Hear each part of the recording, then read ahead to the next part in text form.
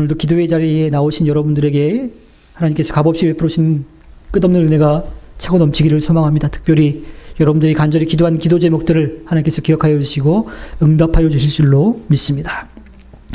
우리가 지난번부터 이제 기도에 대한 이야기들 함께 나누는데 지금 주기도문에 대한 이야기를 두 번째 하고 있죠.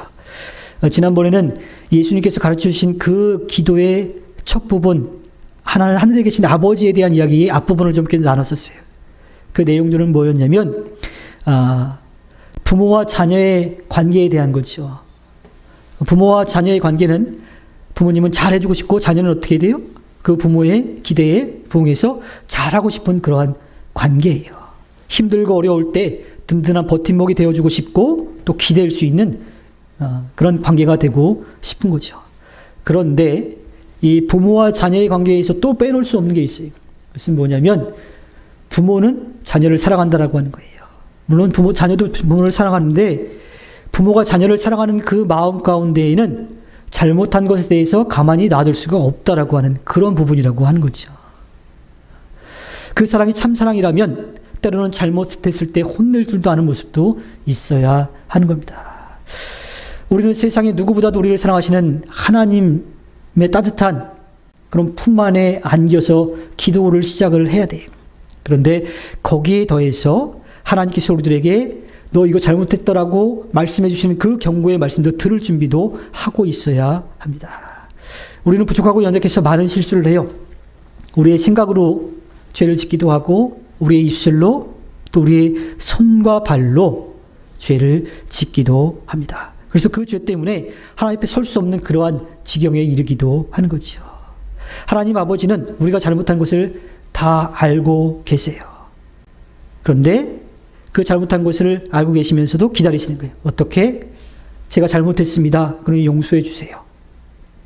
다시 한번 설 수 있도록 저를 받아주세요 하고 잘못을 고하고 용서를 구하는 그런 모습을 다시 돌아오기를 바라신다라고 하는 겁니다. 히브리서 12장 7절부터 10절의 말씀을 보면 이렇게 되어 있습니다. 징계를 받을 때에 참아내십시오. 하나님께서는 자녀에게 대하시듯이 여러분에게 대하십니다. 아버지가 징계하지 않는 자녀가 어디에 있겠습니까? 모든 자녀가 받은 징계를 여러분이 받지 않는다고 하면 여러분은 사생아이지 참 자녀가 아닙니다. 우리가 육신의 아버지도 훈육자로 모시고 공경하거든 하물며 영들의 아버지께 복종하고 살아야 한다는 것은 더욱더 당연한 일이 아니겠습니까? 육신의 아버지는 잠시 동안 자기들의 생각대로 우리를 징계하지만 하나님께서는 우리를 자기의 거룩하심에 참여하게 하시려고 우리에게 유익이 되도록 징계하십니다. 하나님의 마음이 이렇다라고 하는 거예요. 즉 하나님의 자녀가 되는 것은 하나님이 주시는 귀한 은혜를 누리는 것뿐만 아니라 하나님의 자녀로서 마땅히 해야 될 책임도 있다라고 하는 거예요. 하나님을 아버지라고 부르는 것은 우리가 언제든지 힘들고 어려울 때 또 기쁠 때 하나님 앞에 달려가서 아버지하고 매달릴 수 있는, 부를 수 있는 그러한 자녀이기도 하지만 또 하나님께서 아버지가 잘못한 것에 대해서 이거 너 잘못했으니까 이렇게 하면 안 돼 하고 혼을 낼 때 우리 자신을 돌아보고 돌이킬 준비도 해야 된다라고 하는 사실입니다. 이처럼 기도의 시작은 하나님을 아버지라고, 하늘에 계신 아버지라고 부르면서 우리가 기댈 뿐도 되지만 어떻게 해요? 하나님이 우리에게 이거 잘못했으니까 이렇게 해야 된다라고, 다시는 그러지 않아야 된다라고 하는 말씀도 들을 준비도 같이 되어 있어야 합니다. 바로 그렇게 할 때에 정말 우리가 하늘에 계신 우리 아버지, 나의 아버지라고 부를 수 있는 거고요. 또 하나님도 우리를 그렇게 받아주실 수 있는 겁니다. 그래야 우리 아버지가 되시고 우리는 하나님의 자녀가 될 수 있는 거죠. 여기서 하늘에 계신이라고 하는 말을 우리가 좀 살펴보면 하나님의 위치적인 것을 이야기하지 않습니다. 사실 유대인들에게 있어서 하나님은 저 멀리 계신 하나님이에요. 쉽게 만날 수 없는 분. 그래서 하나님은 저 멀리 계셔서 우리가 감히 만날 수 없는 분이라고 생각을 하는 거죠. 그리고 하나님이 그들에게 말씀하실 때는 대부분 어땠냐? 그들이 잘못해서 하나님을 떠났을 때, 잘못해서 우상을 섬겼을 때, 혼이 날 때 그들은 하나님 앞에 서는 하나님의 음성을 듣게 되는 거예요. 물론 직접 들은 이들도 있지만 이스라엘 민족 대부분은 선지자들을 통해서, 지도자들을 통해서 하나님의 말씀을 들었던 거죠. 그 중에 많은 부분이 잘못했을 때에 들었던 거예요. 그래서 하늘에 계시다라고 하는 것은 위치적인 부분이 아니라 하나님의 권위, 하나님이 이 세상을 만드시고 역사를 이끌어 가시는 분, 우리의 모든 것을 주관하시는 분이라고 하는 것을 이야기하는 겁니다. 즉 하늘에 계시다라고 하는 것은 그분이 계신 그 장소가 아니라 하나님이 하시는 일, 모든 것을 보시고 모든 것을 하실 수 있는 그 하나님에 대한 이야기이죠. 시편 115편 3절에 보면 우리 하나님은 하늘에 계셔서 하고자 하시면 어떤 일이든 이루신다라고 말씀합니다. 근데 이 말씀을 딱 들으면 우리가 질문할 수 있는 게 있죠. 하나님이 모든 것을 아시고 모든 것을 하실 수 있다라고 한다면, 또한 마태복음 6장 8절에 가면 그러므로 그들을 본받지 말아라. 하나님 너희 아버지께서는 너희가 구하기 전에 너희에게 필요한 것이 무엇인지를 알고 계신다. 이 두 가지 말씀을 우리가 생각해 본다면 우리가 과연 기도하는 이유가 뭔가, 기도하는 의미가 과연 무엇인가 하는 그러한 질문이 떠오르게 될 겁니다. 우리가 기도하는 이유는 먼저 하나님께서 우리들에게 기도하라고 말씀하셨기 때문이죠. 하나님께서 우리들에게 기도를 통해서 하나님께 모든 것을 맡기라고 말씀하셨기 때문입니다. 예수님도 기도에 대한 이야기를 많이 하셨는데 그 중에 두 가지 이야기를 좀 들어보면요. 하나는 누가복음 11장에 나오는 건데요. 밤에 친구가 갑자기 찾아왔어요. 근데 찾아왔는데 친구에게 대접할 게 없어. 그러니까 이 친구는 어떻게 해요? 다른 친구의 집에 가가지고 그곳에 먹을 것이 좀 여유가 있는 집인 것 같아. 그래서 그곳에 달려가서 문을 두드리는 거죠. 내 밤 늦은 시간에 소식도 없이 갑자기 찾아온 그 친구를 대할 때 그 집에 있던 사람은 어땠어요? 처음에 다 씻고 자려고 누웠는데 왜 이 시간에 찾아왔을까 하는 그런 생각이 들었을 거예요. 그런데 너무 간절하게 문을 두드리니까 나와서 상황을 보죠. 지금 멀리서 친구가 왔는데 우리 집에 대접할 게 없으니 당신이 좀 있을 테니까 여보게 친구 나 좀 도와줘. 떡 3덩이만 좀 나에게 좀 도움을 줘. 그 도움을 요청한 거죠. 그래서 그 도움을 요청한 걸 가지고 와서 그 멀리서 온 친구에게 대접을 하는 이야기가 나옵니다. 누가복음 11장 8절에 내가 너희에게 말한다. 그 사람의 친구라는 이유로는 그가 일어나서 청을 들어주지 않았을지라도 그가 졸라대는 것 때문에는 일어나서 필요한 만큼 줄 것이다라고 말씀을 하고 있습니다. 자려고 누웠는데 간절한 그 친구의 청을 들어줬던 거예요. 만약에 그 밤늦은 시간에 실례이지만, 아무리 친구라고 하지만 실례이지만 찾아와서 두드린 그 친구가 와서 문을 두드리지 않았더라면, 그리고 그 집에 있었던 친구가 그것을 도움을 주지 않았더라면 멀리서 온 친구는 어떻게 됐을까요? 힘들게 왔는데 허기진 채로 그냥 잠들 수밖에 없는 그러한 상황이 됐을 겁니다. 다른 하나는 누가복음 18장에 나오는 이야기지, 어떤 도시의 재판관에 대한 이야기입니다. 과부가 와서 계속 자기의 어려움을, 자기의 억울함을 해결해달라고 이야기해요. 근데 이 재판관은 하나님을 두려워하지 않는 사람이라고 그랬어요. 그러니까 자기의 권위상 저런 사람들의 일까지 내가 굳이 도와줄 필요 없다, 그런 마음을 가졌었겠지. 근데 이 과부가 밤낮 없이 매일같이 와가지고 문을 두드리며 내 문제를 좀 해결해달라고, 내 것을 다 뺏어간 원수, 그 원수에게서 내 것을 돌려달라고 그렇게 간청을 합니다. 그때 그 사람에게, 그 재판관에게 들었던 마음이 이거였죠. 이 과부가 나를 이렇게 귀찮게 하니 그의 권리를 찾아주어야 하겠다. 그렇게 하지 않으면 그가 자꾸만 찾아와서 나를 못 견디게 할 것이다 하고 그 과부의 청을 들어주었습니다. 자, 이 두 이야기, 멀리서 온 친구를 위해서 염치불구하고 다른 친구의 집에 가가지고서 먹을 것을 구해왔던 친구, 그 과부의 청을 굳이 들어줄 필요가 없지만 계속된 그 요청에 의해서 계속 귀찮게 할 것 같으니까 빨리 그냥 해결해 주는 게 좋겠다라고 해서 그 과부의 요청을 들어주었던 그 상황들, 염치 없지만 또 자기의 간절함을 계속해서 요청해 가지고서 자기 문제를 해결했던 두 사람, 이 두 사람은요 간절함이 있었어요. 그리고 또 무엇이 있었냐면 그 문제를 해결해 줄 존재가 누구인지를 알았다라고 하는 거죠. 밤늦었지만 찾아가서 떡 3덩이 구해왔어요. 자기를 무시하지만 자기의 문제를 해결해 줄 사람이 이 재판관밖에 없으니까 와서 끝까지 매달렸던 거예요. 그렇게 자기들의 간절함과 또 그 문제를 해결할 존재가 누구인지를 알았을 때에, 또 그 열심이 있었을 때 그 문제가 해결되었다라고 하는 겁니다. 따라서 예수님이 기도하라고 하실 때 단순하게 그냥 기도만 하라고 하시지 않았습니다. 고집스럽게 기도하라고 하신 거죠. 마태복음 7장 7절과 8절에 보면 나오죠. 구하여라.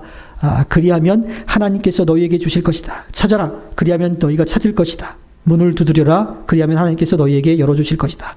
구하는 사람마다 얻을 것이요 찾는 사람마다 찾을 것이요 문을 두드리는 사람에게 열어주실 것이다. 예수님이 말씀해 주신, 누가복음에서 말씀해 주신 두 이야기, 간절함, 또 그 문제를 해결해 줄 존재를 분명하게 알았다라고 하는 거예요. 하나님은 그렇게 기도하라고 말씀하시는 겁니다. 하나님은 우리들에게 가장 좋은 것으로 채워주실 수 있는 분이에요. 우리가 필요한 것을 다 아시는 분이에요. 그렇기 때문에 한 번 기도해서 안 들어줬다고 우리가 멈출 필요가 없어요. 끝까지 하나님께서 응답해 주셔서 믿고 기도하는 거예요. 그리고 우리의 생각대로 그 기도가 이루어지지 않았다고 해서 하나님이 응답하신 게 아니에요. 하나님은 응답하고 계세요. 우리의 마음을 돌이키실 수도 있고요. 때로는 우리의 뜻이 하나님의 뜻이 아니기 때문에 조금 천천히 갈 수도 있어요. 아예 다른 방향으로 바꾸실 수도 있고요. 아직 때가 아니기 때문에 천천히 가실 수도 있는 겁니다. 그리고 또 중요한 것 한 가지. 방향성에 대한 이야기를 했죠. 그 문제를 해결해 줄 존재가 누구인지를 알았기 때문에 하나님께 기도한 거예요. 근데 그 기도를 멈추게 되면요. 하나님 기도 응답 안 해주시네. 다른 방법이 있을 거야. 내가 알아서 하지 뭐. 아니면 다른 사람에게 그걸 문제를 해결해달라고 구하지 뭐. 이런 마음을 먹지 않도록 하기 위해서 하나님께 계속 기도하라고 말씀하십니다. 또 우리가 하나님 앞에 끊임없이 기도해야 되는 것은, 간절히 기도해야 되는 이유는요. 우리의 의식에 초점을 바꿔야 된다고 하는 거예요. 그러니까 우리의 입장에서 하나님께 기도하는 것이 아니라 우리에게 응답해 주실 하나님을 향한, 그 하나님의 뜻을 원하는 기도를 해야 된다고 하는 겁니다. 예수님께서도 우리에게 가르쳐 주신 기도, 또 예수님이 하셨던 기도들, 그의 삶을 한번 살펴보십시오. 예수님은요, 자신을 위한 기도가 거의 없어요. 없진 않지만 거의 없어요. 다 어떤 기도를 해요? 힘들고 어려운 배고픈 이들, 아픈 이들, 고통받는 이들, 그들을 위한 기도였어요. 배고픔도 채워주셨고 아픈 것도 치료해 주셨어요. 그리고 자신을 때리고 채찍질하고 십자가에 못 박는 이들을 위해서도 예수님은 기도하셨어요. 왜냐하면 그것이 하나님의 뜻이기 때문에. 즉 하나님 앞에 끊임없이 기도해야 되는 이유 중에 또 다른 하나가, 내 초점에서 하나님께 기도를 하는 게 아니라 하나님의 뜻에 맞춰서 우리가 기도해야 된다고 하는 것을 알 수 있습니다. 하나님 아버지와 그의 나라를 위한 기도가 우리에게 있어야 되기 때문에 하나님 앞에 끊임없이 기도하게끔 하십니다. 기도는 하나님의 중심적이고 하나님 나라에 초점이 맞춰준 것이어야 합니다. 우리가 하나님 앞에 기도해야 될 이유가 바로 거기에 있는 거지요. 우리는 우리 자신을 위한 기도를 위해서만 기도하는 것이 아니라 하나님을 바라보며 하나님의 나라를 위한 기도를 끊임없이 해야 되는 거지요. 만약에 그렇게 하지 않으면요, 우리의 필요와 욕구와 소유에 대한 걱정을 하느냐고 정작 해야 될 기도를 하지 못하는 거예요. 저는 그런 고백을 분명하게 드립니다. 우리가 다른 사람들을 위해서 간절한 마음을 가지고 기도할 때, 또 하나님의 뜻이 이루어지기를 간절한 마음으로 가지고 기도할 때에 혹시라도 시간이 모자라서 내 기도를 못한다 하더라도 하나님께서는 내 기도에 응답하시는 하나님이에요. 왜냐하면 우리의 필요를 아시는 분이기 때문이죠. 빌립보서 4장 19절에 나의 하나님께서 자기의 풍성함을 하심을 따라 그리스도 예수 안에 있는 영광으로 여러분에게 필요한 것을 모두 채워 주실 것입니다. 하나님 분명하게 우리에게 채워 주실 것을 약속해 주셨습니다. 마태복음 7장 11절에 너희가 악해도 너희 자녀에게 좋은 것을 줄 줄 알거든 하물며 하늘에 계신 너희 아버지께서 구하는 사람에게 좋은 것을 주지 아니하시겠느냐. 좋은 것을 주시려고 준비하고 계시는 그 하나님이 계시기 때문에 우리는 하나님께 기도해야 되는 거예요. 저희 아버지에 대한 얘기를 가끔씩 들을 텐데요. 저희 아버지 여전히 제가 뭔가를 하려고 그러면 네가 뭘 할 줄 아냐 하시면서 제가 할 수 있는 것들을 다 준비해 주시는 그런 분이신데, 저희 아버지도 한계가 있죠. 그렇죠? 다 해주고 싶지만 다 채워주지 못하는 게 있어요. 그런데 하나님은 아니. 하나님은 우리가 필요한 모든 것을 채워줄 수 있는 분이라고 하는 거죠. 그러니까 그 하나님께 기도하는 겁니다. 우리에게 베풀어 주시려고 하는 하나님의 사랑과 은혜는 한계가 없어요. 끝이 없어요. 그렇기 때문에 하나님 앞에 기도하는 겁니다. 그렇다고 해서 우리가 필요한 것을 위해서 기도하지 말라라고 하는 것은 아닙니다. 단지 우리가 먼저 기도해야 될 것이 우리의 필요가 아니라 하나님의 나라를 위한 것이 되어야 된다고 하는 거예요. 우리 입장에서 하나님 앞에 기도하는 것이 아니라 하나님이 우리를 향해서 베풀어 주실 것을 기대하며 기도해야 된다고 하는 거예요. 그리고 그 하나님께서 어떠한 놀라운 역사를 이루실지를 기대하라고 하시는 말씀입니다. 마태복음 6장 32절 뒤에부터 33절까지 보면요. 너희의 하늘 아버지께서는 이 모든 것이 너희에게 필요하다는 것을 아신다. 너희는 먼저 하나님의 나라와 하나님의 의를 구하여라. 그리하면 이 모든 것을 너희에게 더하여 주실 것이다. 우리에게 필요한 것들에만 초점을 가지고서 기도하면요. 여전히 공공하고 불완전하고 또 불만스러운 우리 자신을 발견하게 될 겁니다. 왜냐하면 내 뜻대로 이루어지지 않았으니까. 그러나 하나님 나라에 초점을 맞추면 하나님께서는 우리의 모든 것을 돌봐주실 것, 또 우리의 모든 것을 아셔서 채워주실 것이라고 하는 기대와 소망이 있기 때문에 언제나 감사의 기도를 드릴 수가 있는 겁니다. 그리고 하나님께서 이루어주실 것을 기대하며 소망하며 담대히 나아갈 수가 있는 거죠. 우리가 하나님 앞에 드리는 기도는요, 하나님께 우리의 어려움들을 알려주는 정보를 제공하는 것이 아니라 내가 하나님을 믿고 의지합니다. 하나님께서 응답해 주실 것을 믿습니다라고 하는 하나님과의 관계를 확인하는 거예요. 그럴 때 우리의 기도는 하나님께 초점을 맞출 수가 있는 겁니다.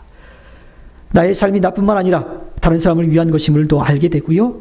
또 하나님께서 함께 하시는 것을 믿고 돌보시는 것을 믿고 평안함을 누릴 수가 있게 됩니다. 그리고 때로는 우리가 잘못한 것 때문에 아담과 하와처럼 하나님을 두려워서 피하는 일이 없어지게 되는 거지요. 예수님의 이름으로 하나님의 뜻에 따라서 하나님의 사랑으로 하늘에 계신 우리 아버지께 나아가는 우리의 기도는 또 우리의 삶과 계속 밀접하게 이어져 갈 수가 있는 거예요. 왜냐하면 우리의 삶이 하나님께 맡겨지는 기도가 되기 때문입니다. 우리의 관심사는 우리의 신실하신 하나님이세요. 하늘에 계신 우리의 아버지. 우리의 필요를 채우실 분이고 우리가 잘못했을 때에 또 호되게 혼내셔서 우리를 바른 길로 인도하실 분. 또 우리의 모든 것을 아시고 채워주실 분이라고 하는 그 믿음의 고백이 우리에 있기를 소망합니다. 우리의 필요를 아시는 하나님을 아버지로 인정하고 맡기며 나아가 승리하는 꿈이 있는 미래교회의 모든 이들이 되기를 주님의 이름으로 부탁드립니다. 기도하겠습니다.